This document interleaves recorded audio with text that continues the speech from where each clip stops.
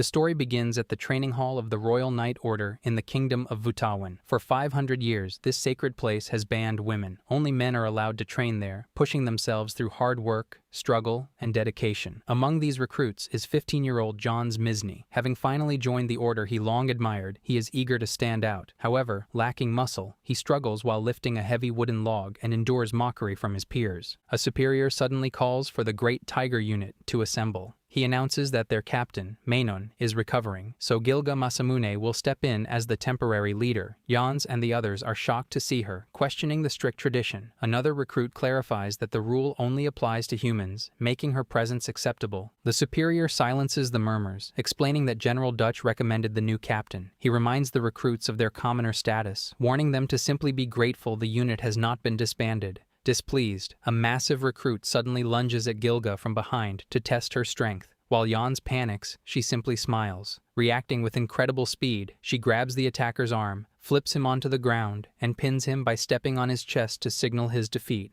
Impressed by the display, the men watch as she commands everyone to equip their armor and immediately begin sparring. They scramble to follow her orders. After putting on her own armor and tying her hair back, she patrols the training grounds. Spotting Jans, she instructs him to switch partners and face her. He wonders if she recognizes his potential. He charges forward with his sword, but she easily knocks him down in a single move. When he scrambles to retrieve his dropped weapon, she blocks his path, reminding him that enemies in a real battle will not wait. As rain begins to fall, she makes it clear that weaklings have no place in her regiment.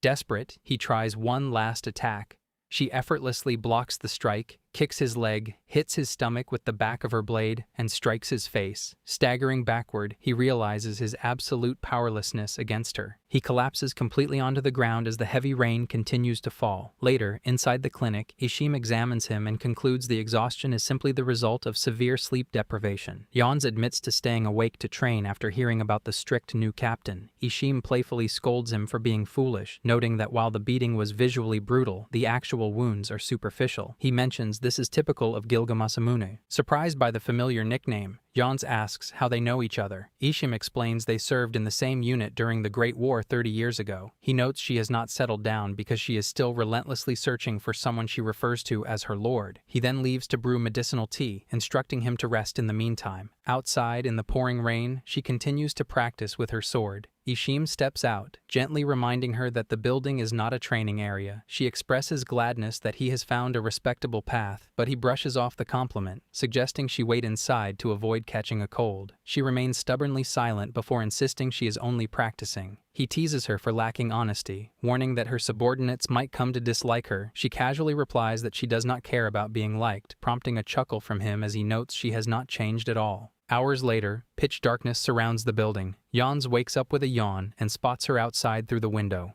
Ishim approaches with a lantern, revealing she has been waiting out there ever since carrying him inside, simply because he is her subordinate. Fearing a harsh scolding, he expresses his anxiety. Ishim is slightly surprised, but acknowledges her intimidating demeanor, noting she is incredibly awkward, but commands respect. Finally stepping outside, Jans apologizes for causing unnecessary worry. She quickly denies it, claiming she was only training, and lectures him on the importance of self-regulation to avoid reckless mistakes. Acknowledging his error, he asks why she singled him out for the sparring match. She bluntly states he was the worst in the group by a wide margin and needed advice. Shocked by the harsh truth, he listens closely as she instructs him to look beyond the weapon. She explains that true combat relies on instinct and reading the opponent's entire body, advising him to monitor everything from their footwork and stance to their gaze and breathing. Jans expresses relief, admitting he feared she had given up on him when she called him a weakling. She immediately dismisses his worry, noting that experienced warriors have a duty to guide newcomers. Overwhelmed with gratitude, he thanks her for identifying his combat flaws, bringing him to the clinic, and waiting out in the cold rain. He adds that he finally understands why Ishim spoke so highly of her character. The sincere praise causes her to blush, but she quickly regains her composure. She explains that since General Dutch placed complete faith in her as acting captain, she must repay that trust with everything she has. Extending her hand, which bears a prominent stone ring, she gently bumps her fist against his. She formally vows to guide him into becoming an excellent knight. He firmly promises not to let her down, earning a proud smile from her. Suddenly noticing the unique ring on her hand, he steps back in surprise. When she questions his reaction, he apologizes and compliments the beautiful jewelry. She reveals that the stone signifies a sworn oath to a lord she has yet to reunite with. Recalling his earlier conversation, he mentions that Ishim had brought up her search for this mysterious person. She confirms the story and explains that she has spent her whole life searching for the remaining descendants of a fallen human royal family. Her elven family had served that royal bloodline for generations. Remembering the moment her former lord gave her the ring, she repeats her promise to protect the royal family with all her strength. Raising her hand to the sky, she passionately declares her loyalty to the king's bloodline, even though the kingdom has already fallen. After hearing her strong words, he innocently says the ring looks like an engagement ring and that she sounds more like the lord's wife than his servant. Embarrassed by the comment, she quickly and loudly denies it. The intense training continues as the soldiers carry one another on their backs. Gilga shouts that they are moving too slow, specifically pointing out that Jans is falling behind the group once again. She stresses that speed is everything in combat, easily carrying a recruit on her own back to demonstrate. After the tiring training session, an officer tells her that General Dutch wants to assign her a personal assistant to help with everyday tasks. She politely refuses, but the officer says someone has already volunteered. Jans then arrives late and apologizes. Excitedly, he explains that he can help with things like letters, laundry, cooking, and even guiding her around the city because it is filled with old war relics. She firmly turns down the offer and tells him to use his free time to either improve his weak abilities or get some rest. Believing she is unhappy with such an inexperienced helper, the officer harshly says that Jans is so untalented that he barely belongs in the unit. When she sees Jans lose confidence because of those words, she quickly tells the officer to stop interfering and dismisses the criticism. Later, while taking a bath, she reflects on the nosy officers. Looking at her stone ring, she reminds herself that she is simply there to teach combat. She believes that fulfilling her current duties is the only way to remain a worthy servant to her missing lord, though she wonders where he could possibly be. After changing into her regular clothes, she steps outside and spots a stray cat. The animal affectionately rubs its head against her leg, making her secretly blush. Entranced, she follows the cat into the distance until it suddenly vanishes. Looking around, she realizes she has been walking in circles and is now trapped inside a strange spatial barrier. Sensing a dangerous energy lingering in the sky, she wonders if she is under attack. Just then, she spots someone walking by with a lantern. Recognizing Jans, she calls out in confusion. He casually explains that he came looking for her because she never returned to her quarters. Assuming they are in grave danger, Gilga scolds Jans for wandering into the barrier where enemies might be lurking. Quickly calming down, she apologizes for getting him trapped and vows to protect him until they find a way out. Unfazed by the supposed danger, he casually asks if she is thirsty and offers her water. Noticing she is shivering in her wet clothes, he unzips his massive bag, pulls out a warm cloak for her, and begins offering her food. Shocked by his excessive luggage, she questions why he brought so much. He bashfully admits he packed in a rush and simply brought everything he could think of to ensure she was comfortable. He then explains the true nature of the strange area. Leftover magic from an ancient war prevents escape unless a specific route is taken. However, since everyone in the city knows about this defensive maze, nobody actually gets lost in it. When a group of stray cats walks by, he happily points out that the barrier makes a safe home for the city's cats. Feeling embarrassed, she realizes that she got stuck in a place that even children and animals can easily find their way through. Seeing her wounded pride, he comforts her, assuring her it is a simple mistake for an outsider. He then firmly offers to handle all her daily necessities moving forward. He reasons that if he takes care of her chores, she can focus entirely on strengthening the unit, which might humbly allow a powerless recruit like him to grow stronger as well. Deeply moved by his sincerity, she takes his hand and assures him he is far from useless. Thanking him for coming to her rescue, she officially accepts him as her attendant. Overjoyed by the decision, he eagerly promises to do his absolute best.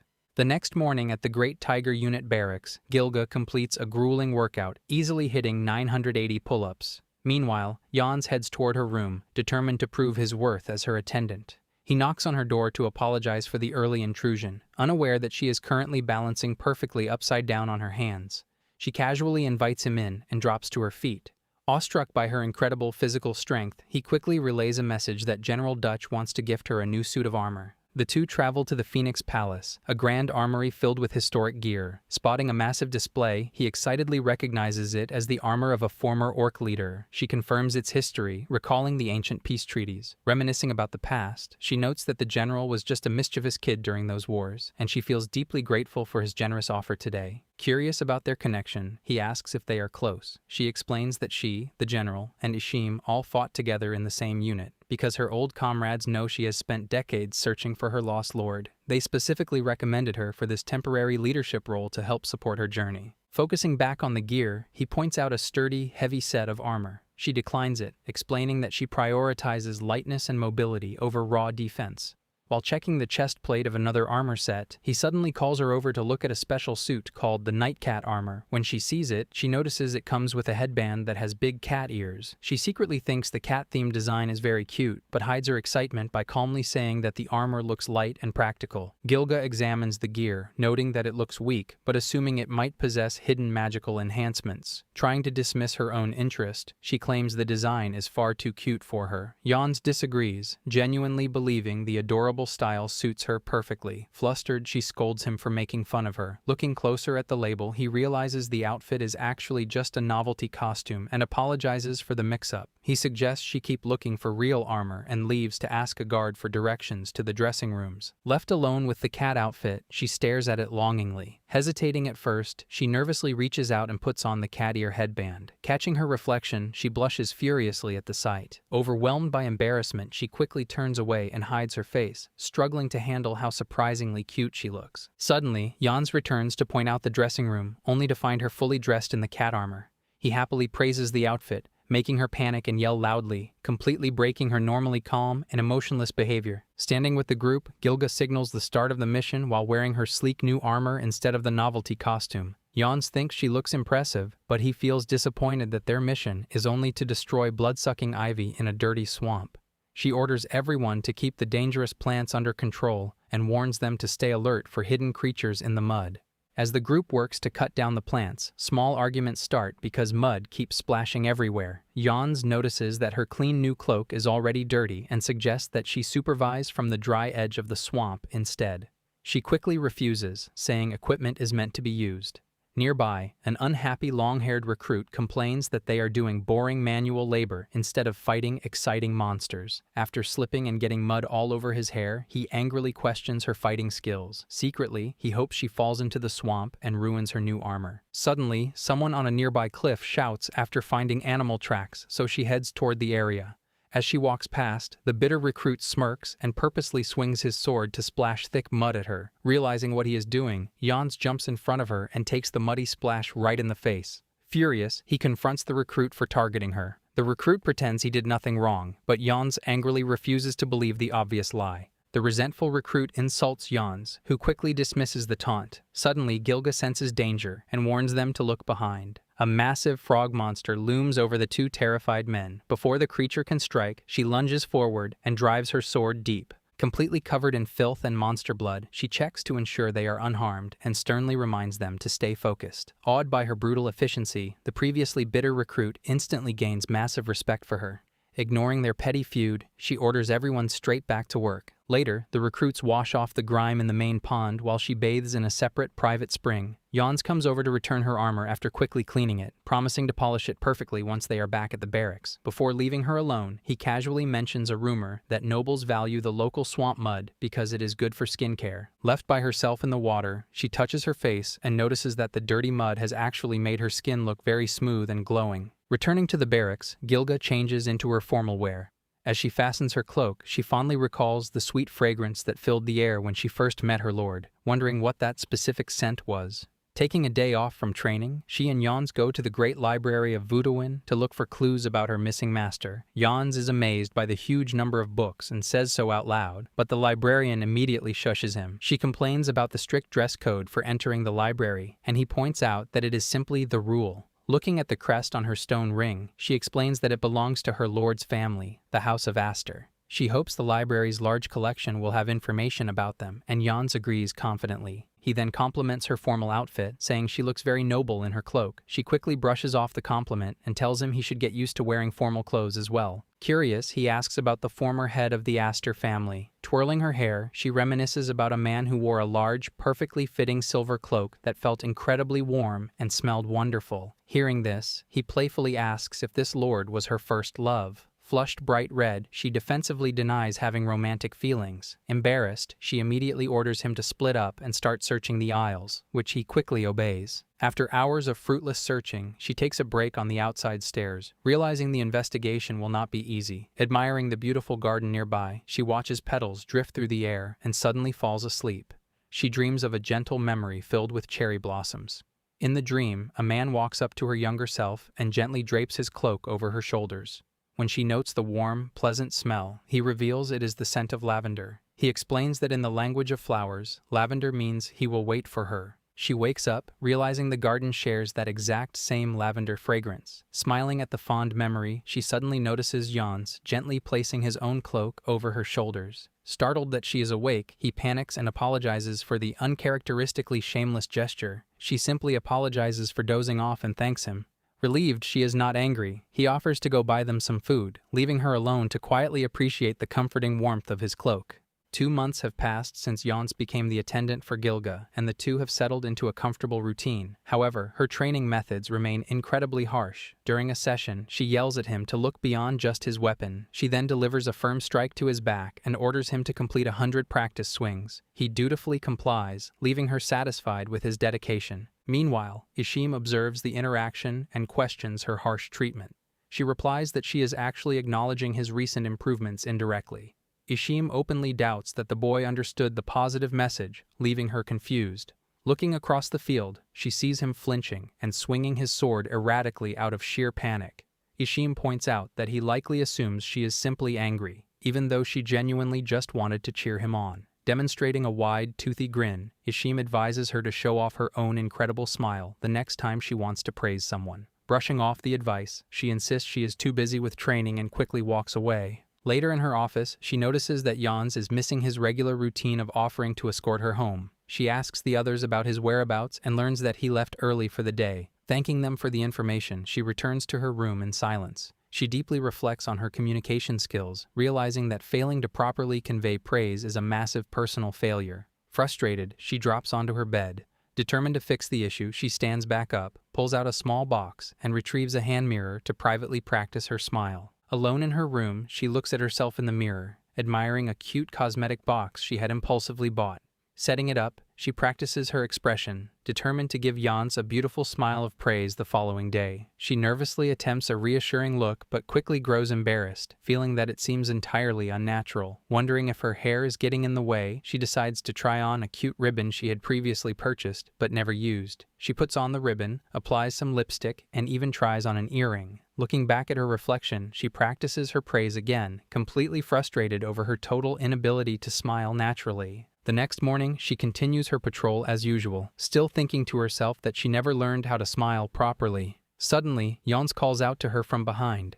She quickly turns around, but he bows and thanks her for her advice the previous day. He explains that Ishim stopped him and told him the harsh training was actually meant as praise, not anger. She immediately stops him and takes the blame for the misunderstanding herself. Remembering her old comrade's advice, she promises to express her thoughts more clearly in the future. Then she gives a natural, simple smile and thanks him for helping her notice her mistakes. He smiles back happily. She then asks why he didn't come to her office the night before. Jans nervously says that Ishim stopped him again and told him to wait a full day, claiming it would be better that way. Hearing this, she gets annoyed and curses her old friend for always interfering. However, she also admits the whole situation is partly her fault. In the end, she laughs at how ridiculous it all is, and Jans laughs with her. The following day, Jans and Gilga walk together to the private residence of Dutch. Jans admits he is incredibly nervous about the invitation, noting it is his first time meeting the legendary military leader. He knows they were invited to see something regarding her missing lord from the House of Astor. Wondering why he feels so anxious, she mentions her shared past with the man. She explains that Dutch was originally an orphan, and she personally took care of him when he was younger. From the garden, Dutch enthusiastically calls them over. A renowned hero known as a master swordsman with countless rumors surrounding him, he warmly welcomes them. Gilga initially gives a formal, rigid greeting, but he quickly dismisses the formalities, insisting it is a casual visit. Dropping her strict demeanor, she teases him, expressing disbelief that the lonely, crying boy from the battlefield is now a highly respected leader. She adds that she is happy to finally spend time with him as a friend. He laughs loudly, calling her his big sister, and noting she has not changed at all. She immediately criticizes his messy shirt and calls him out on rumors of his constant philandering, making him laugh even harder. She then asks about the important item he wanted to show her. Gesturing to his staff, he has them present an old painting. The artwork depicts a woman standing in front of the House of Astor's crest. Jans immediately points out that the woman in the painting is wearing the exact same ring as Gilga. Dutch explains he stumbled across the piece while investigating the closed stacks of the Great Library of Wutawin. Although Jans is excited by the clue, Dutch apologizes, admitting he does not know the painting's age or exact origin. Regardless, Jans remains optimistic that simply finding it in the city is a significant lead. Staring closely at the image, Gilga assumes the woman must be a past servant of the royal house. She then praises the beautiful dress the woman is wearing. Hearing her compliment, Dutch smiles mischievously and signals his staff again. They pull out a physical recreation of the exact same dress from a box. Shocked, Gilga listens as he playfully asks if she would like to try it on, offering his staff to help her dress. Flustered, she scolds him for jumping ahead with such an embarrassing decision.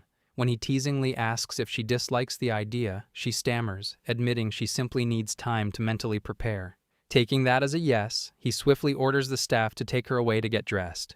Jokingly, Dutch threatens a court-martial if she resists trying on the dress. Jans nervously questions if this forced fitting is appropriate, but the host reassures him, explaining that she is simply not very honest about her true feelings. Inside the estate, the staff urge her to relax her body as they carefully help her into the beautiful gown. She eventually returns to the garden, blushing deeply in the stunning outfit. Both men are amazed by her elegant appearance. Jans expresses his awe, prompting her to defensively scold him for making fun of her. He earnestly insists he is telling the truth, noting that the woman in the original painting must have been deeply loved to wear something so beautiful. Hearing this, she vividly imagines herself dancing with her own lord in the elegant gown, silently hoping to experience that joy one day. Dutch also praises her beauty and generously offers to give her the dress to keep. She immediately rejects the preposterous idea, questioning why he would give away such an expensive item. He downplays the cost, claiming he simply scraped together some loose change to have it made. Unaware of his true feelings, she advises him to save such a grand gesture for the day his special someone finally appears. Her innocent comment renders him completely silent as a poignant memory surfaces. He remembers his childhood clearly. He was once a desperate, crying child lying on the ground in terrible condition. Back then, a much younger Gilga came to him, gently held out her hand, and gave him food and companionship. Returning to the present, he quietly reflects that he really did have the dress made for someone special. After she changes back into her normal clothes, she sincerely thanks him for the experience. He warmly dismisses her gratitude, saying he would do anything for her. Jans then suggests going back to the library to continue their search, and she quickly agrees. They say their formal goodbyes and leave. Watching them go, the host smiles and thinks to himself that his big sister hasn't changed at all. The next day, while on patrol, Gilga kneels to examine a set of tracks. She effortlessly deduces that 3 individuals passed through, accompanied by panicked horses dragging a collapsed carriage.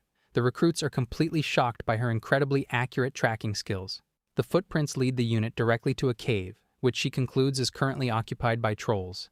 The Great Tiger Unit has been specifically assigned to exterminate the monsters, as they have been repeatedly attacking travelers along the Wutawin Highway. Lighting torches, the group enters the surprisingly spacious cavern. Gilga expresses deep frustration. When Jans asks what is wrong, she explains that the monster attacks have delayed a personal package, and she fears it might be destroyed in the crossfire of this raid. He sympathizes with the problem, but she quickly brushes it off to refocus on the mission. Suddenly, Jans trips and shouts in surprise. Looking down, he screams in absolute terror upon realizing he stumbled over a pile of bones. Immediately after, desperate voices call out from the darkness. The unit discovers a cage filled with terrified prisoners begging to be freed before they become troll food. Gilga confirms they are the missing carriage merchants, and the captives bitterly reveal that the monsters already ate their horses. Hearing a deep growl, Gilga ignores the prisoners' pleas for immediate release and orders the unit to prepare for battle. As the massive trolls emerge, the frightened recruits hesitate. She calmly commands them to keep their distance and surround the beasts. She instructs the front line to strictly draw the monster's attention without attacking. Explaining that trolls have terrible eyesight, she orders the others to patiently aim for the creature's legs and slowly whittle them down without getting flustered. The recruits successfully execute the plan, but the trolls launch a desperate counterattack. She orders everyone to fall back immediately. As the unit retreats, one blind troll accidentally strikes its own ally with incredible force. Jans watches the friendly fire in awe, Seizing the opportunity, Gilga leaps high into the air and slashes downward, completely severing the monster's arm as she lands. With the beast crippled, she firmly signals her squad to rush in and finish the job. The recruits eagerly follow the command and effortlessly take down the remaining trolls. After the battle concludes, Gilga stands over a fallen monster, raises her sword, and proudly declares the Great Tiger Unit victorious. The soldiers celebrate with overwhelming joy. Jans approaches to report that everyone is safe, noting only a few minor injuries. She acknowledges the good news, pleased to see the unit's rising morale. Feeling incredibly strong, the men proudly credit her strict leadership for their success, finally feeling like true warriors. Nearby, the rescued merchants attempt to gather their remaining supplies. They lament that their carriages and cargo were completely smashed to pieces. The trolls had thrown everything around carelessly, except for the food and alcohol. The merchants point out that, surprisingly, the items inside the heavy chests are still intact. Seeing them sorting through the salvaged goods, she walks over and asks if they have a package addressed to her. The merchants check the remaining cargo and find her delivery, which makes her smile warmly. Jans congratulates her on the lucky discovery, while quietly wondering what is inside the box. Satisfied, she orders everyone to pack up quickly and return to the city. Later, alone in the privacy of her room, she excitedly tries on the newly arrived clothing. She marvels at human creativity, absolutely amazed that they could design something so incredibly cute. She notes that her own elven ancestors would have never thought to embroider such an adorable bear onto a garment. She rejoices over the precious piece of clothing, completely thrilled to finally wear the cute bear design. Following their successful battle against the trolls, the Great Tiger Unit is granted a special 3-day holiday. Taking advantage of the break, Gilga decides to leisurely explore the city of Vutawan for the very first time.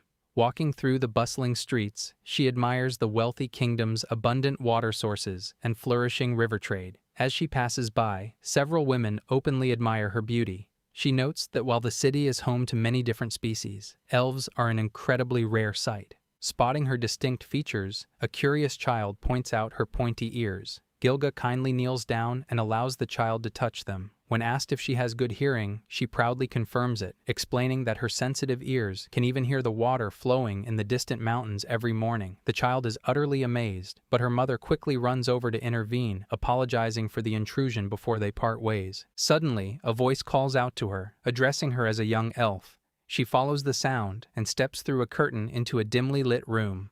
Inside, a fortune teller invites her to sit down and offers a reading. Knowing that human precognitive magic usually has extremely low accuracy, she decides to try it out just for fun. She takes a seat and watches as the woman waves her hands over a crystal ball, instructing her to relax her mind. The mystic accurately reveals that she has been troubled by a long-term search for something to fill her heart. Shocked by the surprisingly truthful reading, she urges the woman to continue. However, she secretly rationalizes that fortune tellers typically make vague, generally correct guesses based on visual clues. The psychic then claims to see the silhouette of a powerful beast standing behind her. Assuming the woman simply noticed her sword and guessed she was a warrior, she expects to hear about a fierce wolf. Instead, the woman specifies that it is a large black bear. She instantly twitches in absolute shock, realizing the psychic is actually sensing the cute bear clothing she cherishes back at the barracks. Despite the woman insisting the vision is as clear as day, she furiously denies the claim out of sheer embarrassment. Defensively clarifying that her clothes are completely plain today, she listens as the mystic offers one final piece of advice, predicting that good news awaits her in the west. Later, while Gilga is practicing her sword techniques, Jans runs up to her in a flustered panic. He gives her a letter from Dutch, saying it contains new information about the House of Astor.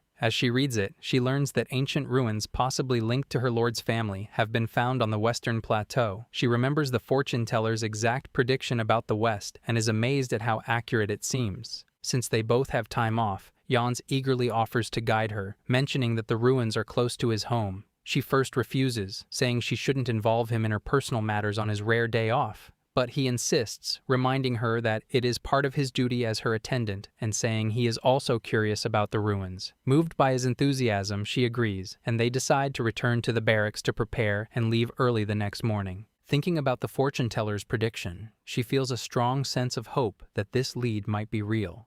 She starts imagining a reunion with her missing master, where he welcomes her back, asks her to stay by his side forever, and calls her his only one. The romantic fantasy embarrasses her, but she is still excited and ready for the journey. The next morning, Gilga and Jans journey toward the western plateau.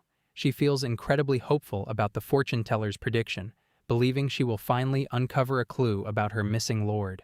Upon reaching the ancient ruins, he points out a weathered flag bearing a crescent symbol. She carefully compares it to the engraved crest of the House of Aster and immediately realizes it is a complete mismatch. As heavy rain suddenly begins to fall, she tries her best to mask her deep disappointment. She apologizes for dragging him out on a wasted trip and suggests they immediately head back to the city. Noticing her sadness, he points out that his hometown is located just beyond the nearby ridge. Since it is much closer than Vudawin and they desperately need shelter from the rain, he suggests they head there instead. They travel through the storm and arrive at his family's inn after nightfall. Stepping inside, he greets his mother, who is busy mopping the floor. Surprised by the sudden arrival, she playfully scolds him for not writing a letter beforehand and quickly notices the soaking wet elf accompanying him. He introduces Gilga, who politely apologizes for the late intrusion and explains they were in the area for business. Ignoring the formal introductions entirely, his mother focuses on their freezing, wet clothes. She insists they immediately warm up in the town's famous therapeutic hot springs and physically pushes them toward the baths.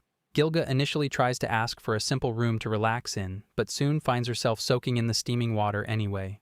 Relieved, she admits the bath feels ridiculously good and perfectly washes away the harsh chill of the rain. Staring quietly at her ring, she processes the day's disappointment, but firmly resolves to find a real clue next time. Afterward, she meets back up with Jans and thanks him for lending her a change of clothes. He explains they are simply his mother's old garments, noting they fit surprisingly well, and happily asks how she enjoyed the hot spring. After changing clothes, Gilga remarks on how refreshing the bath was. Jans smiles, genuinely happy to hear it. She asks if he suggested the detour specifically out of concern for her, which he shyly confirms.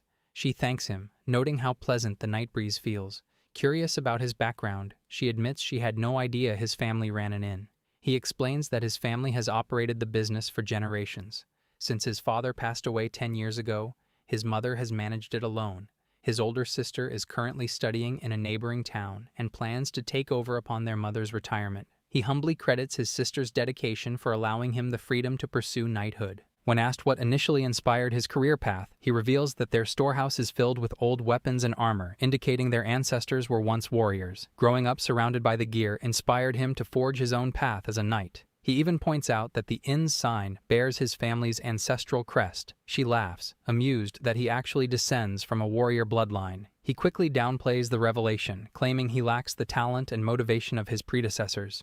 She questions his embarrassment, reminding him that true strength stems from the nobility of one's soul, not just physical power.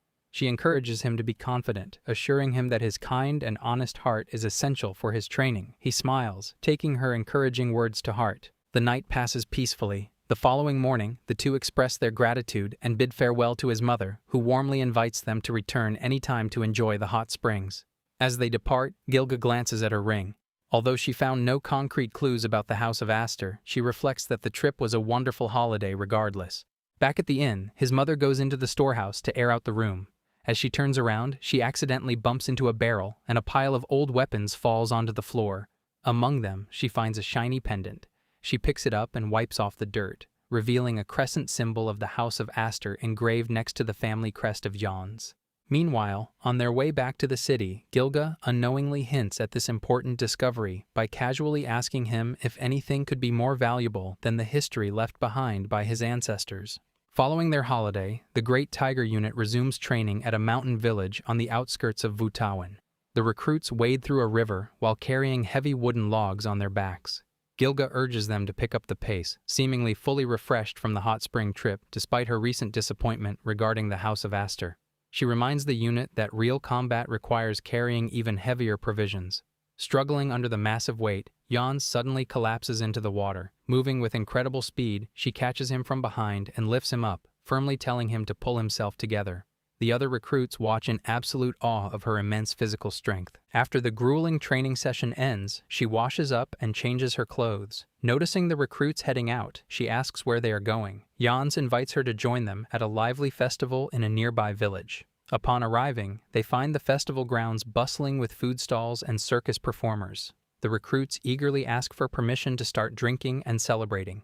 She allows it, but strictly warns them not to go overboard. As the soldiers run off, they whisper among themselves, unable to imagine their strict leader ever letting loose. Taking in the vibrant atmosphere, she remarks that the festival serves as a perfect breather for the hardworking unit, praising human creativity for building such relaxing spaces. Jans directs her attention to a Gorgon-themed lottery game he loved as a child. He explains the rules. Pulling the correct snake cord wins a prize, but pulling the wrong one results in a strange punishment. He points out the top prize, a shiny silver sword, and encourages her to play. She initially declines until a completely different prize catches her eye, an incredibly adorable wooden cat sculpture. Unable to resist the cute prize, she pays the stall owner for a single try. She confidently selects a cord but pulls a losing ticket. As a punishment, she is forced to drink a foul-tasting potion designed to make the drinker's body as stiff as a board. Forcing the vile liquid down, she immediately gags and struggles to keep from throwing it up. Assuming her bad luck has ended the game, Jan suggests they keep looking around the festival. However, with her eyes completely fixated on the adorable cat figurine, she insists on trying again. Surprised by her sudden determination, he watches as she pulls another cord, loses again, and downs a second bitter punishment drink. He tries to pull her away, but she stubbornly brings up a human saying about the third time being the charm. He warns that it is not a guarantee, but she demands another turn anyway, leaving him completely shocked. Much to his dismay, her massive losing streak continues. She heavily slurs her words while aggressively demanding more chances. Watching this strange scene, the nearby recruits are shocked by her unusual lack of discipline.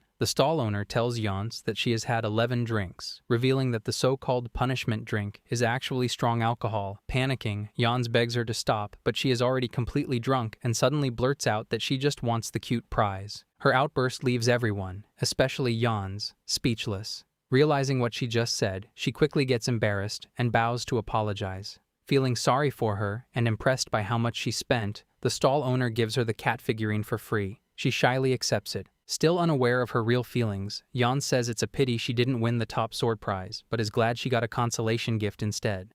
She quickly agrees, pretending she wanted the sword all along, and says the cat is now very valuable to her because she worked hard for it. As the others head to the plaza, they move on. Holding the wooden cat, she quietly giggles, happy that persistence finally paid off. In preparation for the prince's upcoming wedding, the unit spends the evening trying on formal uniforms. Jan struggles to find a size that fits properly.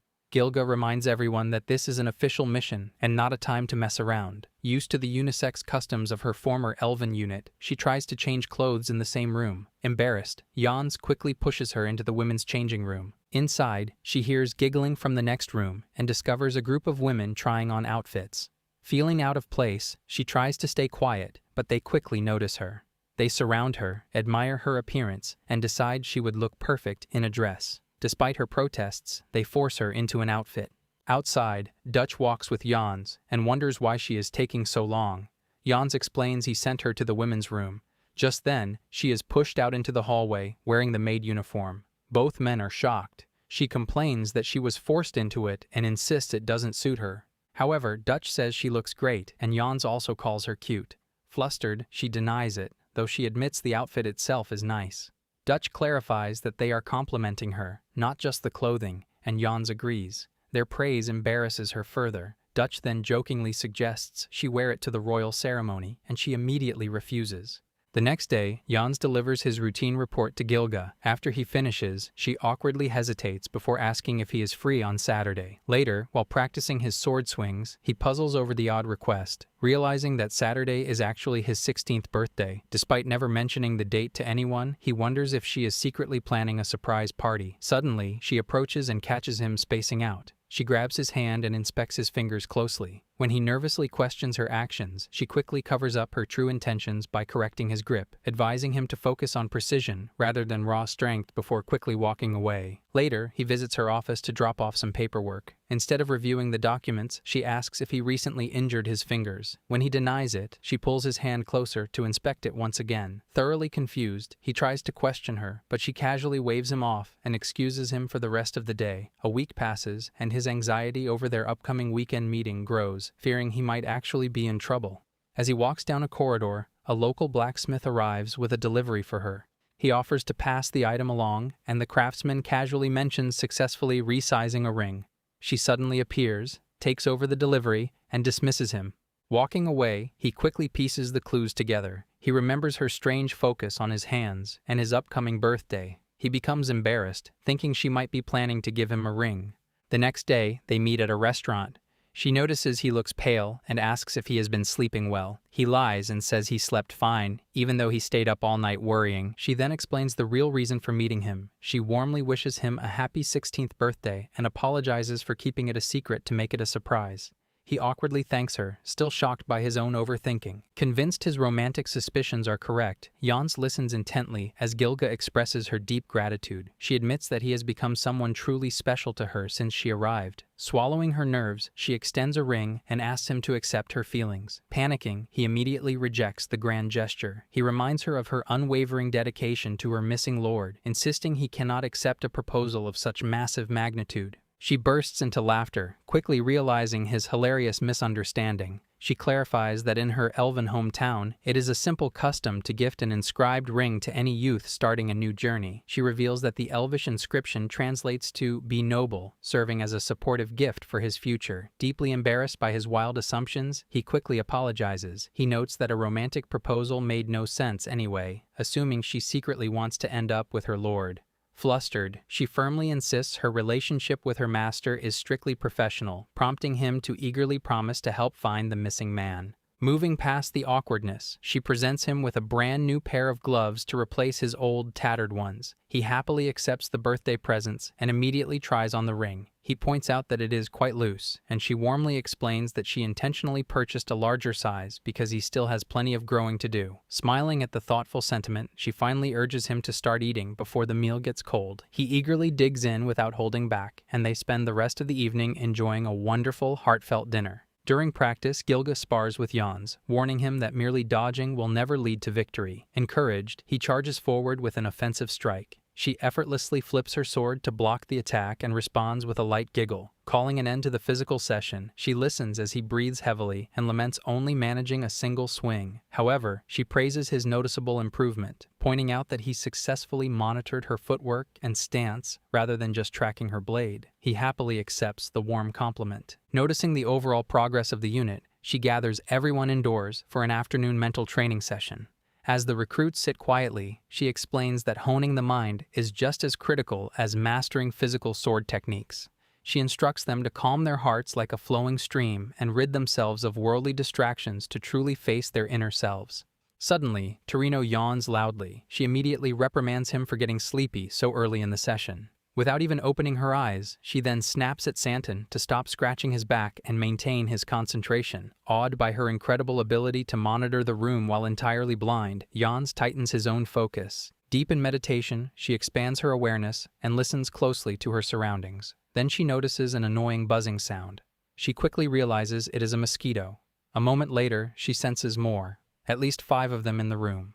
She grows irritated. In Elflands, mosquitoes do not exist, so she believes they are a problem only in human territory. She suspects they are drawn to her unusual elven blood. The buzzing and biting make her increasingly frustrated. She wants to swat them away, but she cannot move. Her subordinates are watching, and she must set a disciplined example. Instead, she takes a deep breath and releases a strong wave of her fighting spirit, hoping to drive the insects away. Instead, her aura fills the room. Her trainees feel a sudden chill and become frightened. She realizes she has intimidated her own men instead of the mosquitoes. Embarrassed, she quickly suppresses her energy. Trying to recover, she forces her mind into a state of complete emptiness. She blocks out all sound and remains perfectly still. In doing so, she does not notice that one mosquito has already landed on her skin. After the meditation ends, the exhausted trainees talk about how difficult the session was.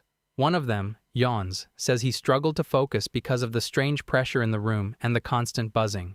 He admires her ability to stay completely still and focused the entire time. He feels inspired to train harder next time. Meanwhile, she is alone in her room. She scratches her skin from multiple mosquito bites. Even though she is uncomfortable, she feels proud of her students' progress. She also decides firmly that she will never let this happen again. The recruit's task for the day is to help organize the armory. Examining the inventory, Jans admires a cool helmet modeled after a chaos dragon. Gilga uses the moment to lecture him on practicality, explaining that while extravagant dragon armor looks impressive for a triumphant return from a festival, its heavy weight makes it useless on a real battlefield. She advises him to always judge equipment by its usefulness rather than its appearance. He respectfully agrees, and she invites him to drop by her room later to borrow a swordsmanship book they had previously discussed. Later that night, After sharing dinner, the two arrive outside her room. They are completely confused to find the night cat imitation costume waiting by her door, accompanied by a letter. She reads the note, discovering that Dutch saved the outfit from the trash to gift it to her. Jans guiltily confesses that he previously told the man how much she adorably liked the armor. Flustered, she firmly denies the claim and demands the item be returned immediately. He promises to return it first thing in the morning, meaning the costume must be stored inside her room for the night. Left entirely alone, she rolls around in bed, constantly glancing at the feline costume. Eventually, temptation wins. She turns on the light and eagerly dresses up in the adorable armor. Admiring herself in a small hand mirror, she happily notes that the outfit fits perfectly and strikes a few playful poses. Frustrated that she cannot see her full body, she remembers a large mirror located in the main building. Initially dismissing the idea as crazy, she convinces herself that everyone is asleep and decides to sneak out anyway. Roaming through the dark corridors, she uses her sharp elven senses to check for danger. Suddenly, she hears a woman crying for help. She rushes toward the sound and finds 3 thugs trying to steal jewelry from an elderly woman. She immediately jumps into action. With quick punches and kicks, she defeats the attackers and stops the robbery. She stands there in her armor, checking that the elderly woman is unharmed. The old woman thanks her warmly and calls her a cute kitty. Gilga freezes. She realizes she is still wearing the very embarrassing outfit. Before she can respond, more thugs are heard nearby, drawn by the noise. She quickly escapes into the darkness. The next morning, Jans goes to her room to return the costume as promised. On the way, he hears people in town talking excitedly about a mysterious cat girl who defeated some thieves the night before. The story spreads that a feline-themed hero protected the city. Jans wonders if Vutawan now has a secret vigilante. When he arrives at her door, he is led inside. He excitedly tells her about the rumors. While speaking, he notices the costume hanging nearby. He slowly puts the pieces together and realizes the truth, that she is the mysterious cat girl. He stands there in stunned silence. At the luxurious mansion of the wealthy merchant, Yokuba furiously complains about a witch completely ruining his precious gemstone, showing the cloudy, filthy jewel to Gilga and Jans. The merchant explains that the witch demanded the military leader be called if he ever wanted the stone's luster restored. Gilga immediately recognizes the culprit by name, identifying the woman as Zima. The merchant quickly leads them down into his basement, apologizing for keeping the witch locked up. Descending the stairs, Jans feels nervous, noting this will be his first time meeting a real witch. Upon entering the dark room, Zima immediately scolds them for taking so long to rescue her and brags about consuming her entire supply of drinks. Jans asks if she is an alcoholic, but Gilga clarifies that the empty bottles actually contained various recovery and performance potions. She explains that the witch regularly consumes them specifically to get intoxicated, labeling her a literal potionholic. Moving past the bizarre addiction, Gilga questions why her old friend is even in the city of Vutawan. Zima cheerfully claims she simply came to visit her closest buddy. Noticing the young attendant nearby, the witch mistakenly assumes her friend has finally located her missing lord. Gilga quickly corrects the assumption, clarifying his role. The witch playfully teases her old friend, expressing disbelief that a naughty little girl who used to run around with a stick is now a respected leader. Gilga immediately dismisses the ancient memory and demands to know what kind of trouble she caused this time. The witch explains that she met the merchant at a local tavern. After listening to him brag about his jewels, she promised to use magic to duplicate his collection. Eager for more wealth, the merchant welcomed her into his home, treated her to an extravagant meal, and provided her with a luxurious bed. Realizing this was just another one of her classic scams to get free lodging, Gilga sighs in frustration. Jans naively marvels at the idea of a jewelry-producing spell, but his leader bluntly confirms that no such magic exists. Zima defends herself, claiming she simply has not perfected the spell yet. She explains that to materialize a second jewel, the physical components of the original stone must be split, which resulted in the merchant's gem turning cloudy. To fix the ruined stone and appease the angry merchant, the witch begs her old friend for help gathering the necessary materials to properly complete the spell. Knowing she cannot just leave the merchant hanging, Gilga reluctantly agrees. Soon after, Jans reviews the bizarre shopping list, reading off items like salted potions, mandrake roots, and roasted black lizards. As they search the local shops for the strange ingredients, she explains that Zima is a magic fanatic specializing in lost ancient spells, noting they have unfortunately been stuck with each other since childhood. At the magic shop, Jans questions the merchant about the steep prices, while Gilga openly complains about the exorbitant cost of the mandrake potion, worrying if she even has enough funds to cover the bill. Despite the ridiculous price, she manages to purchase all the requested supplies. Returning to the mansion, the merchant strictly warns them that he will not let them off the hook unless his precious gemstone is fully restored. Zima confidently tells him not to worry and eagerly asks for the supplies. Handing them over, Gilga firmly reminds the witch that she fully expects to be reimbursed for the massive expense. Ignoring the warning entirely, Zima immediately begins devouring the supplies, happily claiming that the bitterness of the roasted black lizard pairs perfectly with the expensive potion. Gilga watches in sheer disbelief, realizing none of the costly ingredients were actually meant for the spell. The shameless witch casually admits she simply wanted a free meal and an energy boost since she could not afford the items herself, revealing that only the cheap salt is required for the magic. Frustrated, her old friend angrily reiterates her demand for repayment. Fully energized, Zima declares it is time to get to work. She extends her hand with a pendant and begins rapidly chanting an ancient spell. The air in the basement grows incredibly thick and heavy with magic. A brilliant light flashes through the room, and suddenly, 2 identical gemstones rest on the table. The merchant is absolutely ecstatic with the flawless duplication. Later that night, the trio leaves the mansion. Jans wonders why the witch declined the merchant's eager invitation to stay and celebrate.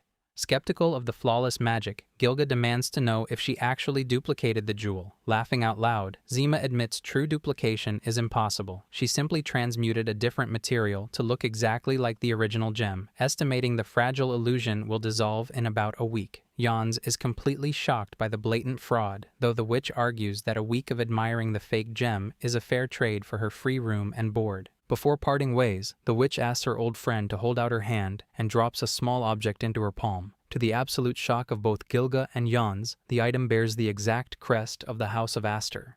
Zima explains she stumbled across the artifact at a black market in the eastern desert, bringing it along because she knew her friend would desperately want it, though its exact origins remain a mystery. Deeply moved, Gilga realizes the witch traveled all the way to the city specifically to deliver the clue. Zima playfully brushes off the heartfelt gratitude, joking that she was simply in the area looking for ancient magic documents anyway, before happily waving goodbye and disappearing into the night. Watching her leave, Jans notes that despite her chaotic flaws, the witch is actually a genuinely good person, and Gilga fondly agrees. Suddenly, the young attendant points out that the witch completely escaped without paying back the massive debt for the potion ingredients. Realizing she was successfully scammed by her best friend, Gilga freezes in absolute panic. While far away, Zima chuckles to herself about the hilarious escape. Following day while exploring the area, Gilga admires a patch of glistening white nerine flowers. Jans mentions how much he likes the blooms and guides her toward a little-known hot spring ruin located just over a huge rock. Knowing her deep fondness for hot springs since visiting his family's inn, he thoughtfully brought her here to relax. After directing her to the women's bath, she sinks into the hot water, thoroughly enjoying the soothing experience.